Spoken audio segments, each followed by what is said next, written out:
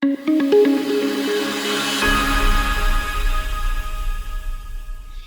North Avenue, you might have heard that we are having a blood drive on April 2nd, and we have Haley joining us from Red Cross. Haley, we're so excited to meet you. Tell us a little bit about yourself. Hey, so my name's Haley. I work with the Metro Atlanta chapter of the Red Cross. I work in the biomed side, so that is also known as the blood side. I work with host sites, community groups, corporate groups to host blood drives at their sites or to support existing blood drives in order for us to meet demand by our local hospitals. That is so amazing. Well, Haley, can you tell us why donating blood is so important all the time, but especially right now during the pandemic? Definitely. So what I've been telling a lot of people during the pandemic is our hospitals have been through a lot. They have been put through the ringer with coronavirus. And in relation to blood, blood is needed 24 hours a day, 7 days a week. There is never a time when it's not needed for patients. So our job is to make sure that hospitals have what they need so that they don't have to worry about a blood shortage on top of a pandemic. So unfortunately, we have really had to change our the way that we host blood drives. We've had a lot of new sponsors, new groups that are willing to open their doors for us. So every day, every 2 seconds, somebody in the US needs blood. So it's something that if you haven't had anybody in your family that you know needs blood, you're very lucky. It's likely that you will at some point in your life, but it is very prevalent. There's a lot of ways that people need blood that you wouldn't even think about. Oh, wow. Thank you. Can you tell us in the pandemic, what are some of the safety precautions that you've implemented during this time, during your blood drives? Yes. So I want to say, first of all, that we wouldn't be able to do blood drives if we weren't already given permission by the FDA and the CDC. So donating blood, holding blood drives is considered an essential event. There is no other way that blood can be given to patients. You can't force somebody to give their own blood. It is all done through donations, like through the Red Cross. So we have had to adapt quite a bit. Obviously, blood drives in and of themselves are pretty sterile environments. We have a lot of rules from the FDA we have to follow, but for COVID, the most important thing is to spread people out, which is why we are looking for places that have a larger square footage so that we can make sure that donors are spread apart at the very least 6 feet from each other during the entire process.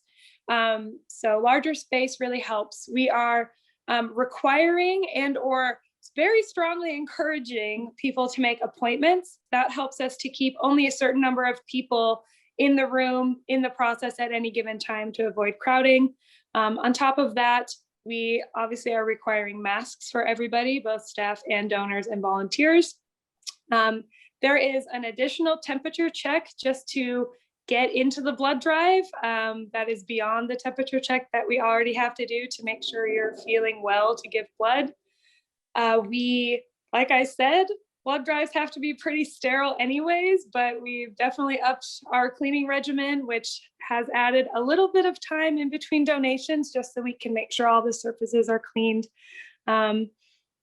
And obviously there's some pre-screening questions that we go through. They're pretty standard these days. Obviously, if you've had COVID in the last 2 weeks or are experiencing any symptoms related to COVID, then we ask that you please wait to donate until those have subsided. Wow, thank you. And so here at North Avenue, we're going to host the blood drive in our gym, which is a great big space. And so we're really excited to be able to share that with the Red Cross. Yes. So I have a question. What are some of the ways that my donation will be used to bless others? When I give blood, how does that really become something that is life-giving? Definitely.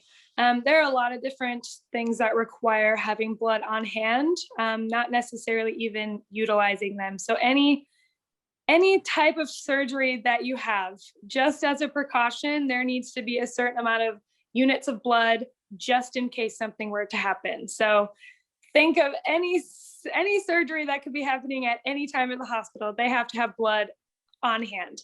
The more immediate needs that we have, trauma. So car accident, gunshot, anything like that, where a lot of people tend to lose a lot of blood very quickly. The famous case in Atlanta was one of the day trader shootings. We had one of our board members was shot, and she lost over 150, had to use 150 units of blood. Our goal for this blood drive is 25. So just to put that into perspective. Besides trauma, things like cancer treatments use a lot of transfusions for blood. New moms having babies use a surprising amount of blood, not even for anything that is necessarily urgent, just to replenish blood that they've lost during childbirth. And our main focus right now is sickle cell. So sickle cell disease runs primarily in African American people, and we just do not have the products that we need to fill their requests and their requirements. They often get transfused once a month for the rest of their life, and they require a very specific match to their blood type, but far beyond just type A, B, O. So that is where we're seeing a big shortage here right now. But yeah, there are many, many ways, and sometimes you don't even think you'll need it, and then all of a sudden there might not be blood on the shelves, which thankfully we have avoided, but that is because we have a very strong commitment to collect blood during this pandemic. We feel really called to join you in this, and I wonder if you can just tell us, how can we get involved? Those people who want to donate, but even if you can't or are not able to donate, how can you be involved in this? Definitely. Mm-hmm. Yes, so the blood drive is April 2nd. There will be more information on how to sign up via the newsletter and throughout the church and things like that. If you have any questions, eligibility questions, whatever, feel free to contact me. I'd be happy to answer them.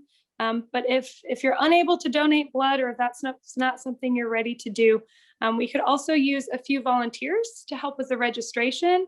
But the easiest thing that you can do is spread the word.